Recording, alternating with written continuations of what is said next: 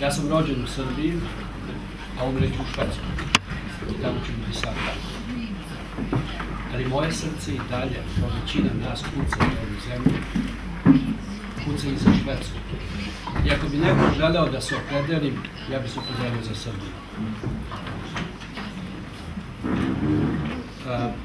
Kada ste vi bili deca, kada ste išli u osnovnu školu, švedski đaci su čitali udžbenik iz geografije štampa 96. godine, na koje već tada pisalo da je Kosovo nezavisna država, kao što je Italija, Švajcarska, Nemačka i Hrvatska. Učešće srpske dijaspore u ovakvim skupovima do sada nije postojalo. Ja ne predstavljam celu našu dijasporu, naravno, srpsko rasejanje je otprilike između 25 i 30% Srba, građana Srbije, ali sam neizmjerno zahvalan da sam danas ovdje baš zato što su me mladi pozvali. Matica se nije potrudila za jedan dijalog sa nama, odnosno nije se potrudila da postane jednostavna pošta koja bi rasejanju slala one materijale i one činjenice za kojima bi mi mogli da se suprotstavimo propagandi, neistini i lažima koje smo godinama ne samo čitali i gledali u medijima, već i doživljavali na ulici, bili ponižavani, a najviše nas bolelo što ste svo vreme, što su te zemlje svo vreme ponižavali naš narod. Nemojte zaboraviti da današnja Srbija nije Srbija gospodina Miloševića. Da je ta Srbija priznata od celog sveta kao demokratska zemlja, da ima demokratski parlament kao što i vaše zemlje imaju demokratske parlamente. I onda se zaista postavlja jedno pitanje ko i na osnovu, mi znamo ko, na osnovu kog prava oduzima jednoj demokratskoj zemlji 13,75% i 15% svojih teritorija da bi omogućilo stvaranje jedne druge zemlje na njihovoj teritoriji. U zapadnim demokratijama nije teško voditi razgovore sa ministrima, sa javnošću, nije teško izaći u medije i u medijima izneti suprotne stavove i suprotne činjenice. Problem je bio što mi te činjenice nismo ignorirali.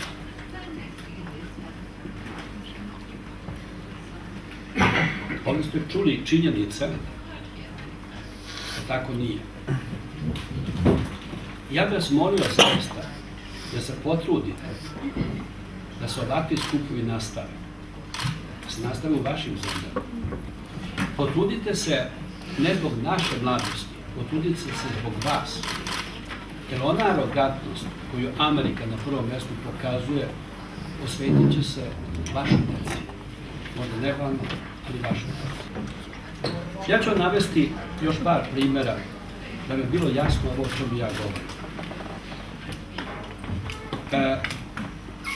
1995. godine na jednoj veoma važnoj konferenciji o Balkanu, pasta 1995. godine, poznati američki publicista gospodin Roy Goodman, koji je dobio Pulitzerovu nagradu zbog te knjige koja se zove Svedoci smrti, izdvaja nekoliko vrlo interesantnih stvari u dijalogu koji smo imali.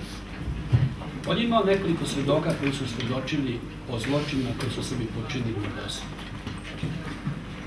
Na pitanje da li je znao da svedok po pseudonimu Meho, da je zapravo predsjednik muslimanske partije na području Banja Luke, a da je on svedočio o zločinima na području Banja Luke, odgovorio je da je znao i da je to verodostojan svedok.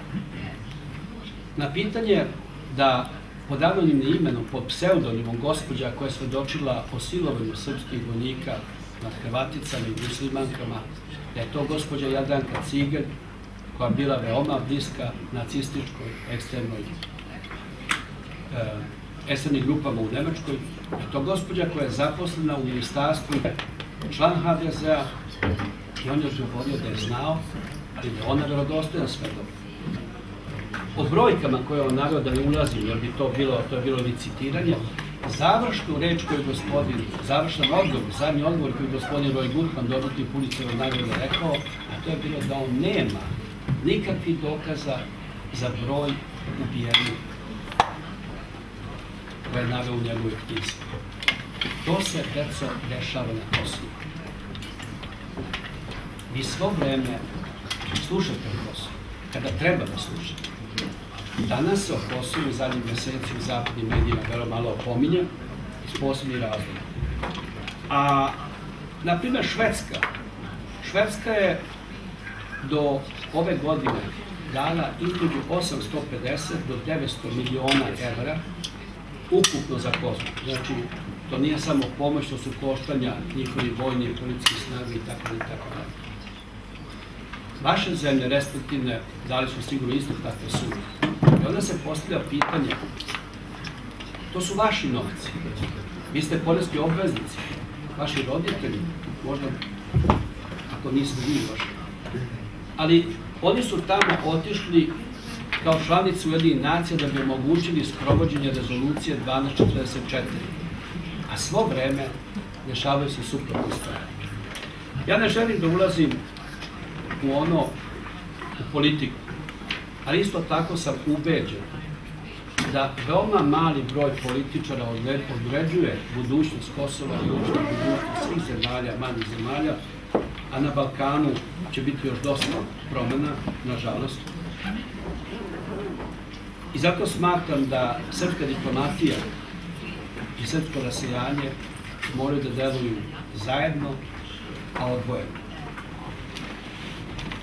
Skupovi kao ovaj sigurno su od velikog značaja, ali samo ako budu kontinuirani i ako se vi potrudite da se oni nastave u vašim zemljama.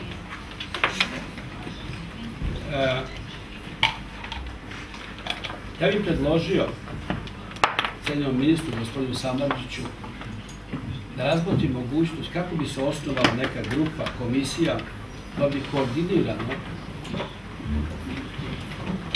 uspela da spoji maticu i dijasporu, jer Kosovo nije jedini ni poslednji srpski problem na ovim prostorima.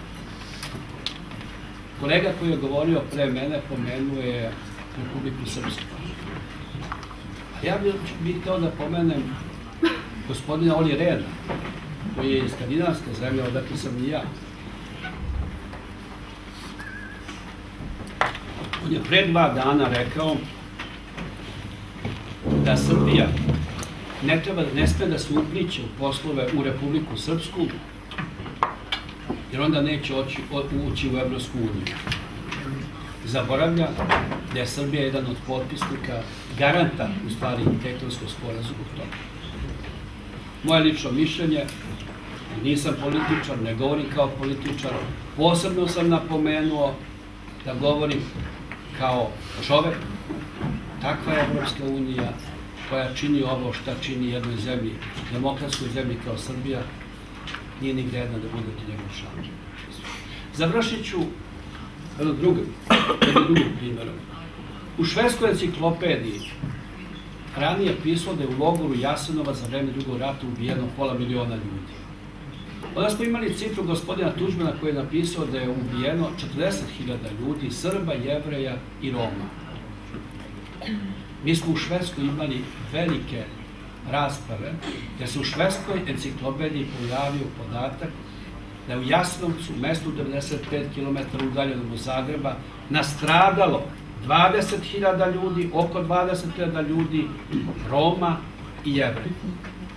Ja ne želim i nadam se da moj sin neće dozvoliti to i nadam se da vi nećete to dozvoliti, da ćete demokratskim putem da se borite, da svi mi imamo istu krv, dišemo isto, ista mašina, ova grudi nas održava. Hvala.